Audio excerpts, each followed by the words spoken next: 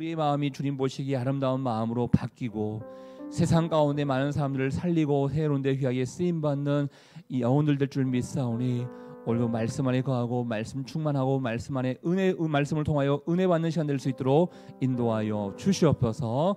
그렇게 하실 주님께 감사드리오며 존귀하신 예수님 이름으로 기도합니다. 아멘.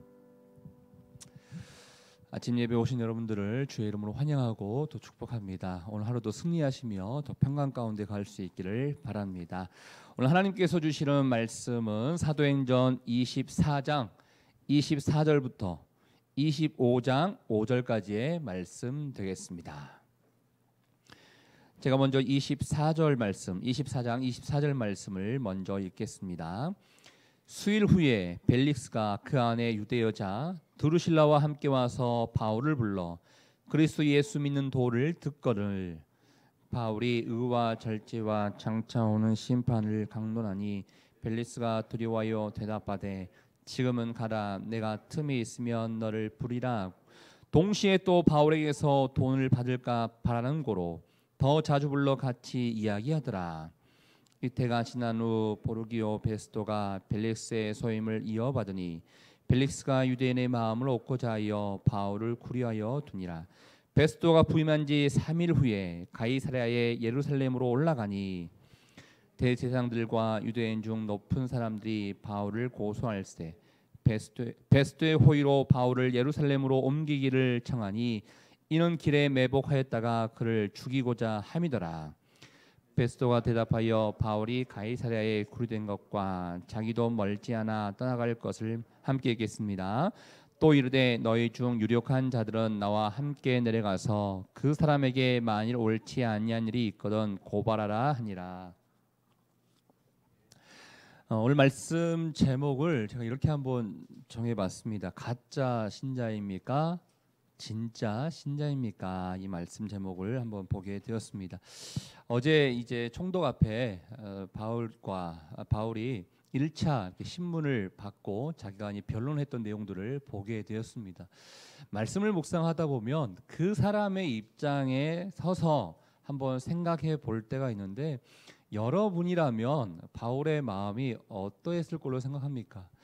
변론을 잘했습니다. 그리고 그 이야기를 듣던 총독 또한 크게 문제가 없는 것 같이 반응을 보였습니다.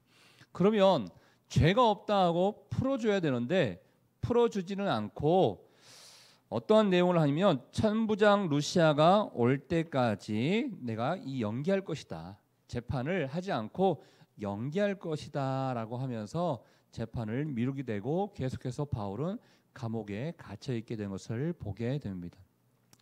이럴 때 마음이 어떨까?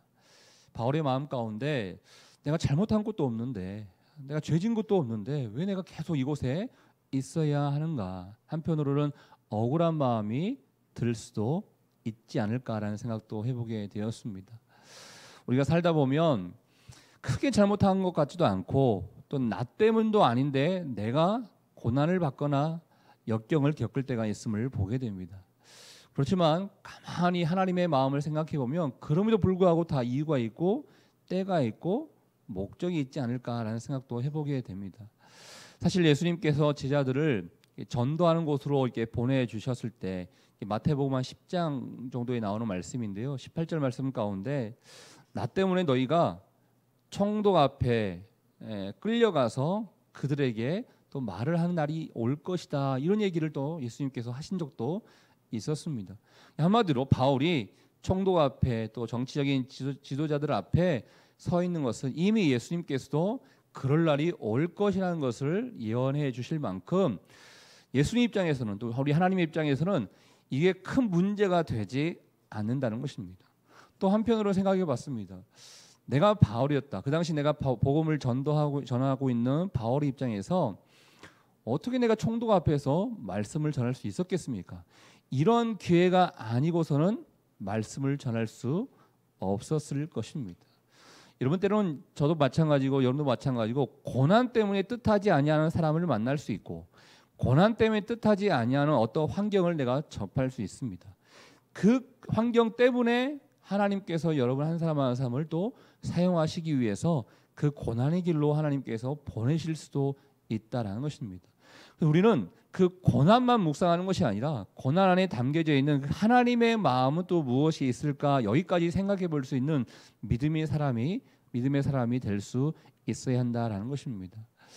최근에 청년 하나가 이제 사회복지사로 일을 하고 있는데요. 일을 하다 보면 못 볼 것도 봐야 되고, 사실 우리 마음 가운데는 보고 싶은 것만 보는 게 우리 인간의 마음이지 않습니까? 못 볼 것을 최근에 너무 많이 봐가지고 잔상에 있어서 잠을 잘 때도 두려워하는 마음이 있고 이제 그럴 때가 있는 거예요. 그래서 이 청년을 어떻게 위로를 해야 될까라는 생각을 하면서 갑자기 저의 목회 그 초년병 시절이 생각이 났습니다. 그러니까 제가 전도사로서 이렇게 사역했을 때 사실 저도 이제 좀 보기 쉽지 아니하는 장면들을 이렇게 목격할 때가 아직 많이 있는데, 청년이 이제 어머님하고만 살고 있는 청년이었는데요. 어머님이 갑자기 이렇게 돌아가시게 된 겁니다. 근데 돌아가셨을 때 안타깝게도 집에 불이 나서 돌아가시게 된 거예요. 그러다 보니까 이제 이 시신을 가족들이 확인을 해야 되는데, 이제 딸들도 그 집에 같이 있지 않았기 때문에 돌아가신 어머님의 모습을 이제 시신을 확인을 해야 되는 상황인데, 제가 이제 데리고 가야 되는 상황이었던 거죠. 저도 20대 때 중후반이었기 때문에 굉장히 두려워하는 마음으로 어쩔 수 없이 그 양 딸을 이렇게 두 자매였는데 자매를 이렇게 붙잡고 시신을 확인하러 들어갔던 그런 모습이 이렇게 생각이 나더라고요. 그래서 저도 사실은 그런 일들을 경험을 하다 보니까 지금은 그 어떠한 것도 할 수 있을 것 같아요 라고 이제 말씀을 드렸습니다. 우리가 만나고 싶지 않냐는 사람들, 또 만나고 싶지 않냐는 환경들을 때로는 만날 수밖에 없는 그런 여건이 생길 수 있는데, 그 여건을 만나면 더욱더 우리를 하나님께서는 단련시켜 주셔서 그보다 더한 일들도 감당할 수 있게 하나님이 해 주시더라고요. 사도 바울 억울할 수밖에 없었지만 그 환경 가운데 복음을 전하라고 하나님께서 보내주신 것이 아닌가라는 생각을 해보게 되었습니다. 오늘 말씀 가운데 그런데 조금은 이해가 되지 아니하는 그런 상황들을 또 보게 되는데요. 이제 감옥에 갇힌 지 또 며칠이 좀 지난 것 같습니다. 24절 말씀 가운데 이런 일이 벌어집니다. 24절 우리 같이 한번 읽어보겠습니다. 시작. 수일 후에 벨릭스가 그 안에 유대 여자 드루실라와 함께 와서 바울을 불러 그리스도 예수 믿는 도를 듣거늘. 이 무슨 말씀이냐면, 총독인 벨리스가 유대 여자 드루실라와 함께 복음을 좀 듣기를 원했다라는 것입니다. 근데 이게 벨리스는 유대인도 아니고, 물론 이제 그 아내가 유대 여자이다 보니까, 여러분 생각해 보시면 바울이 그 당시 이제 그 잘못을 하지 않았음에도 불구하고 예루살렘에 있는 종교 지도자들이 바울을 죽일 정도로 이 바울의 영향력이 굉장히 있었던 것 같아요. 한마디로 유명 강사 있지 않았을까. 그러다 보니 이 유대 여자였던 드루실라와 함께 도대체 저 말은, 저가 이야기하고 있는 그 말은 어떠한 말일까 호기심도 있었을 것이고 관심을 아마 보였을 것 같습니다. 그래서 이 부부가 너가 전하고 있는 그 예수 그리스도를 믿는 믿는 그 믿음에 대해서 우리에게 한번 이야기해봐라라고 청을 하게 됩니다. 이럴 때 그러면 여러분들은 다시 한번 바울의 입장에서 한번 생각해 보십시오. 이럴 때 여러분들은 어떠한 이야기를 해야겠습니까? 한편으로는요, 복음을 살짝 이렇게 접목시키면서 나의 억울함을 좀 이야기하면서 나를 좀 건져주기를 바라는 마음으로 이야기를 할 수도 있지 않을까, 인간적인 마음으로는. 그렇지만 사도 바울이 복음을 전한 메시지는 어떠한 것이었는가? 25절 말씀에 이런 메시지를 전했다는 것입니다. 우리 25절 말씀 읽어보겠습니다. 시작. 바울이 의와 절제와 장차 오는 심판을 강론하니 벨리스가 두려워하여 대답하되 지금은 가라, 내가 틈이 있으면 너를 부르리라 하고, 세 가지의 복음의 말씀을 전했습니다. 여기 보니까 의와 절제와 심판을 강론했다라고 되어 있습니다. 왜 이 복음일까? 사실 여러분, 사도 바울이 복음을 전하는 내용 중에서요, 고린도전서 말씀에 보면 뭐 사랑도 강조하고 있지 않습니까? 믿음, 소망, 사랑, 그 중에 제일은 사랑이라. 사도 바울 입장에서는 사랑에 대해서도 굉장히 신앙생활 가운데, 믿음 생활 가운데 중요한 덕목 가운데 하나일 수 있습니다. 또 좋은 이야기가 있을 수 있습니다. 축복의 메시지가 전해질 수도 있고, 신앙생활을 하게 되면 어떠한 유익이 우리에게 있을 수 있습니다. 이 유익에 대해서 이야기할 수도 있었을 텐데, 사도 바울은 펠리스와 그 아내에게 의와 절제와 심판에 대해서 얘기했다라는 것입니다. 이게 무슨 말씀이냐면요, 타협하지 않았다는 것입니다. 그 사람에게 지금 필요한 말씀이 무엇일까 기도하는 과정 가운데 그 사람에게 필요한 말씀을 전했다라는 것입니다. 펠리스는 사실은 그 나쁜 사람으로, 역사적으로는 나쁜 사람으로 평가를 받고 있습니다. 탐욕이 많은 사람이고, 여기 나와 있는 유대 여자 드루실라도요, 세 번째 부인이었는데, 세 번째 부인이지만 이 부인이 원래 전 남편이 있었습니다. 남편이 있었음에도 불구하고 이 세 번째 부인을 데리고 오자 어떠한 작업을 했던 나쁜 사람이었습니다. 그리고 이따가도 나오겠지만 돈을 좋아했고 탐욕을 좋아했고, 한마디로 올바르게 살지 못했던 사람이었습니다. 바울이 하나님의 마음을 알았기 때문에 그에게 합당한, 또 그에게 필요한 복음의 메시지를 전하게 되었다는 것입니다. 의를 전했습니다. 의는 무엇이냐면 올바르게 살아가는 방법이 무엇인가에 대해서 얘기했다는 거예요. 하나님을 믿는 사람이라면 어떻게 살아가야 되는지를, 올바른 길이 무엇인지를 사도 바울이 전했다라는 것입니다. 그리고 절제를 얘기했다는 것입니다. 방종하고 사치가 많고 물질주의에 빠져 있고 탐욕스러운 그들에게 절제의 삶이 무엇인지를 사도 바울이 전했다라는 것이죠. 세 번째, 심판에 대해서 얘기했다는 것입니다. 심판은 여러분 이거예요. 하나님 뜻대로 잘 살면 천국에 갈 것이지만 하나님의 뜻대로 살지 아니하면 심판을 받아서 지옥에 간다는 것입니다. 그러니까 이 단순한 이야기를 그들에게 했다는 거예요. 당신들이 만약에 잘못 산다면 당신들은 하나님의 심판을 받아서 영원한 형벌에 처하게 될 것입니다. 이 메시지를 전했다라는 것입니다. 그랬더니 이야기를 들었던 벨리스가 어떠한 마음을 받았는가? 두려워했대요. 두려워했더라, 이런 표현이 있습니다. 떨었다는 것입니다. 무서워했다는 것입니다. 그러면 이 무서워했던 벨리스, 두려워했던 벨리스가 그 다음에 취해야 할 행동이 무엇입니까? 사도행전의 내용에 보면요, 이렇게 복음을 전하면 두려워하는 사람들이 세례를 받고 예수를 믿었더라, 이렇게 연결이 돼야 되는 게 맞습니다. 그렇지만 벨리스는 두려워는 했지만 어떻게 되는가 보니까 지금은 가라 하고, 그 당시에 그 사도 바울을 통해서 그 권위의 말씀을 들었을 때 그 자리를 회피하기 위해서 지금은 가라라고 돌려보냈다라는 것입니다. 저는 이 말씀을 보면서 아무리 좋은 말씀을 들었다 하더라도, 때로는 이 말씀을 통해서 내 마음 가운데 두려움이 생겼다 하더라도 반응을 하지 아니하면 아무 소용이 없구나라는 생각을 해보게 되었습니다. 그래서 말씀 제목을 고를 때 사실은 조금 주저했었는데요. 가짜 신자입니까? 진짜 신자입니까? 이 말씀 제목을 할 때도요, 말씀을 매 주일마다 듣는다고 신자가 아니구나. 벨리스도 들었거든요.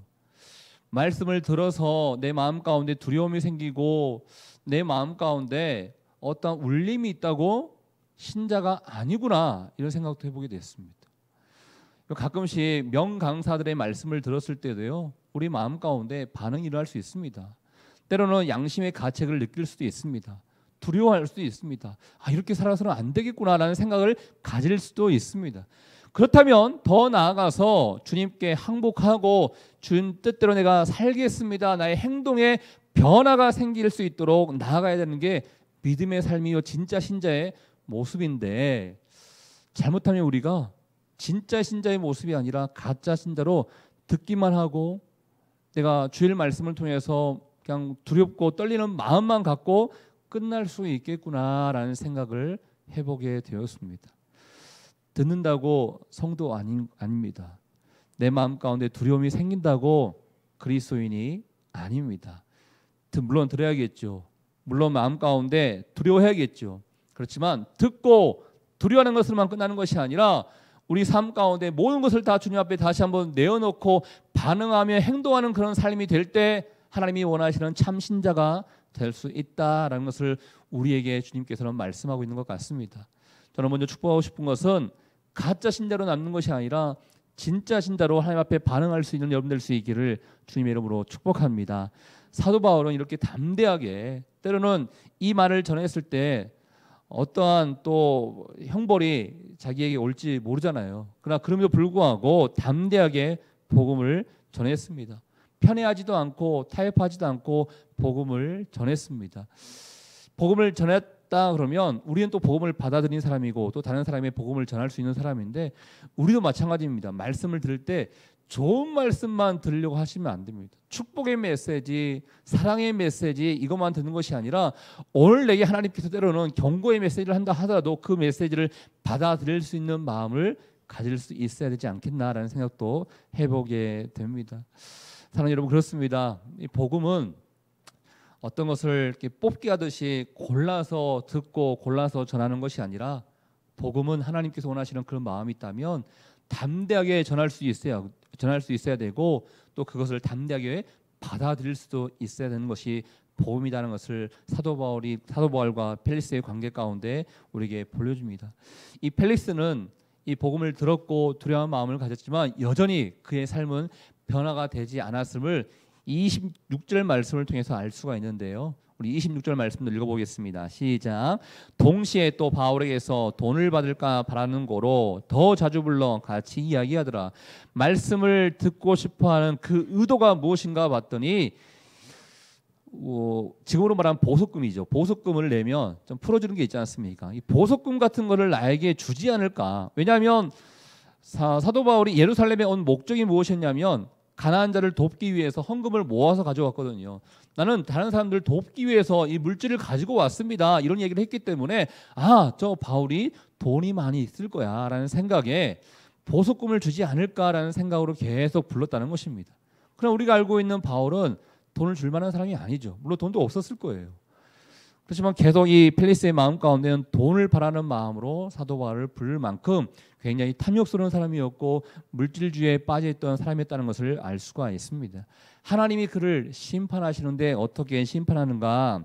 27절에 보면요, 이태가 지난 후라고 되어 있죠. 이게 2년이 지난 후라는 것을 얘기합니다. 그러면 제가 이 말씀을 보면서 사도 바울은 2년 동안 여전히 갇혀 있었다는 겁니다.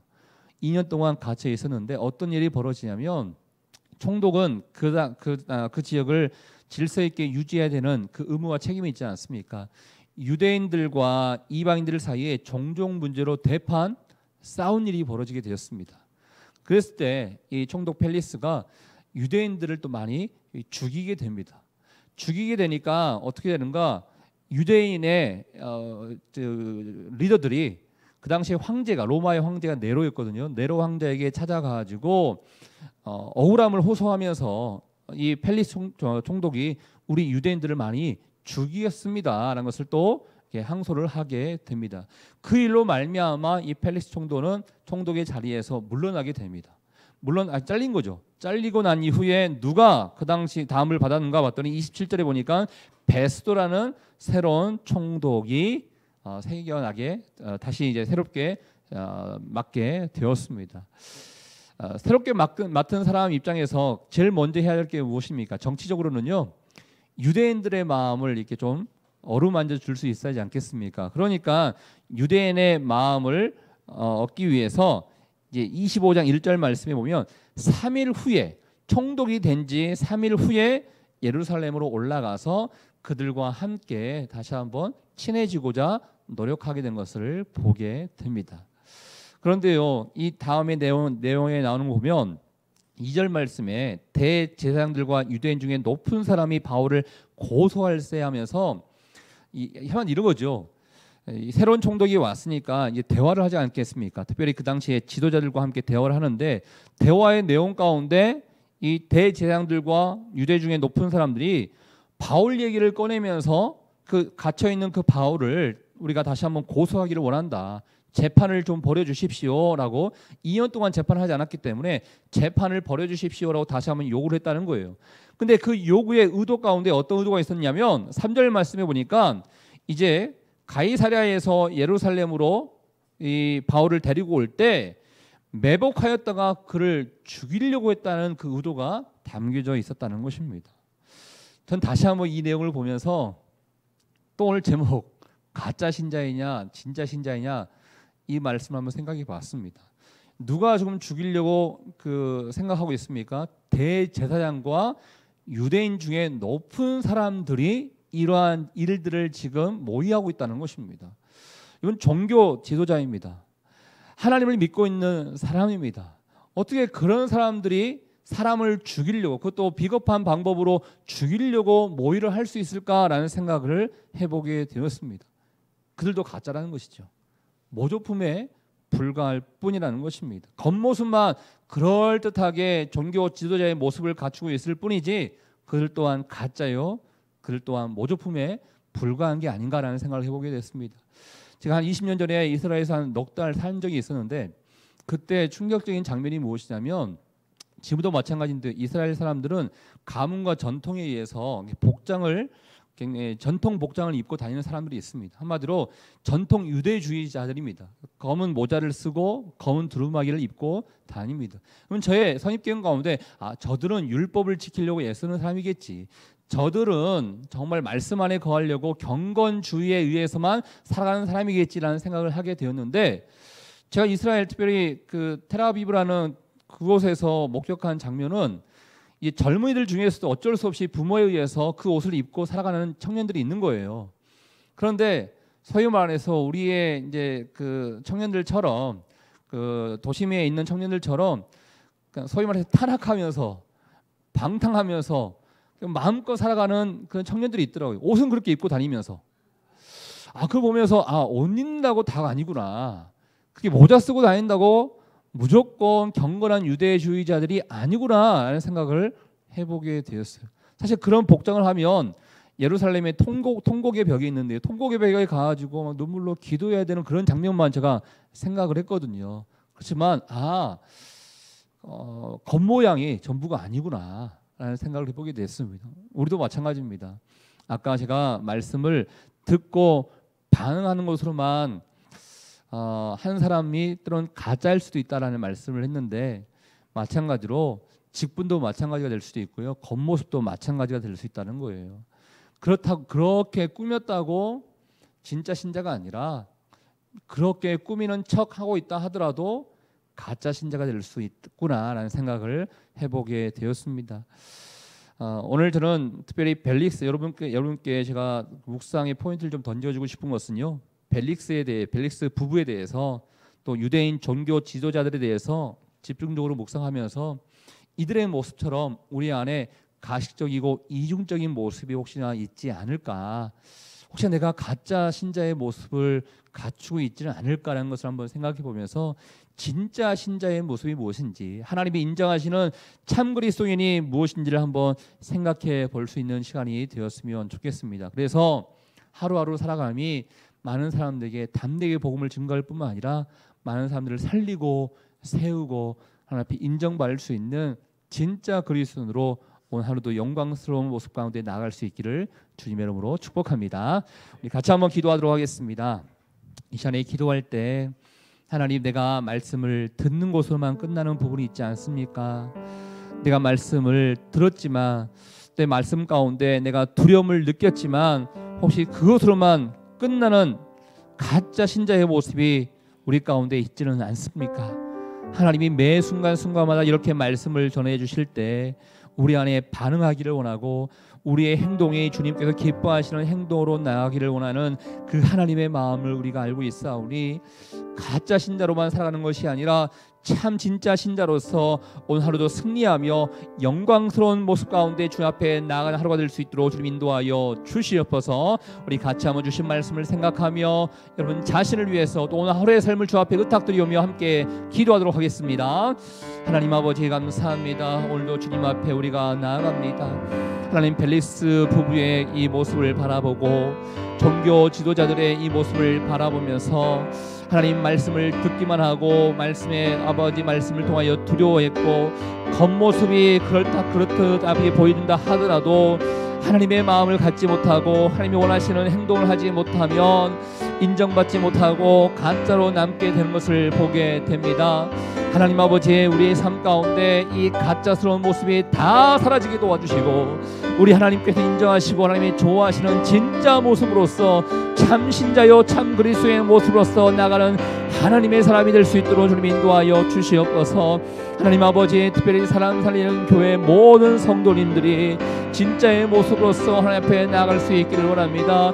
이 땅을 변화시키라고 이 땅에 많은 사람들을 살리라고 주님께서 우리 교회를 불러주셨고 성도가 되게 하셨사오니 하나님의 영광을 돌리며 살아가는 하나님의 백성들 될 수 있게 도와주시고 우리 교회가 그게 쓰임받는 교회 될 수 있도록 주님 인도하여 주시옵소서. 우리의 모든 형편을 알고 계시는 하나님 아버지께서 오늘 하루 우리 가운데 은혜를 베풀어 주실 줄 믿습니다. 하나님 아버지, 복의 복을 더해 주시고 하나님의 놀라운 은혜 안에 가는 하루가 될 수 있도록 인도하여 주시옵소서. 하나님 아버지, 오늘 말씀을 통하여 말씀을 듣고 말씀을 들었음에도 불구하고 두려워했고 또 종교 지도자들처럼 겉모습이 있지만 하나님 보시기에는 가짜스러운 모습들을 우리가 말씀을 통해서 보게 됩니다. 혹시나 우리에게 이런 가짜스러운 모습이 있을까 다시 한번 하나님 앞에 두려워하는 마음으로 고백합니다. 가짜스러운 모습이 다 떠나게 도와주시고 우리 하나님이 인정하시는 진짜 모습으로 참 그리스도인으로 오늘 하루도 승리하며 살아가는 인생 될 수 있도록 주님 축복하여 주시옵소서. 우리의 모든 형편을 알고 계시는 하나님 아버지, 고난 가운데 하나님께서 인도하시는 그 이유가 그 뜻이 있을 줄 믿습니다. 바울처럼 2년 동안 억울하게 옥살이 했다 하더라도 그 안에 담겨져 있는 그 하나님의 마음을 우리가 생각하듯이 우리의 오늘 하루의 삶뿐만 아니라 우리 인생 가운데 우리 삶 가운데 주어지는 그 고난과 어려움이 다 하더라도 불평하고 원망하는 것이 아니라 이 안에 담겨져 있는 그 하나님의 마음을 생각하며 또 최선을 다하며 살아갈 수 있도록 인도하여 주시옵소서. 사람 살린 교회를 주님 축복해 주심에 감사합니다. 우리 교인들이 사람을 세우고 살리고 이 세상을 변화시키는 데 쓰임받는 하나님의 사람들 될 수 있도록 인도하여 주시옵소서. 특별히 간절히 기도하는 것은 지금 이 순간에도 몽골 땅에서 또 일본 땅에서 아우리치로 애쓰고 수고하고 있는 우리의 성도님들을 축복해 주셔서 오늘 하루의 삶 가운데도 승리의 깃발을 꽂고 또 돌아올 수 있도록 인도하여 주시옵소서. 그렇게 하실 주님께 감사와 영광을 돌려드리오며 지금 이 시간 우리 인생의 길과 진리와 생명 되시는 예수 그리스도의 은혜와 하나님 아버지의 그 크신 사랑하심과 성령의 교통 위로 충만하심이 하나님께서 원하시는 그 마음과 행동을 통하여 진짜 신자의 모습으로 살아가기를 원하는 주의 백성들 한 사람 한 사람 머리 위에 우리의 가정과 일터와 사람 살리는 교회 위에 이제부터 영원토록 함께하기를 간절히 축원하옵나이다. 아멘.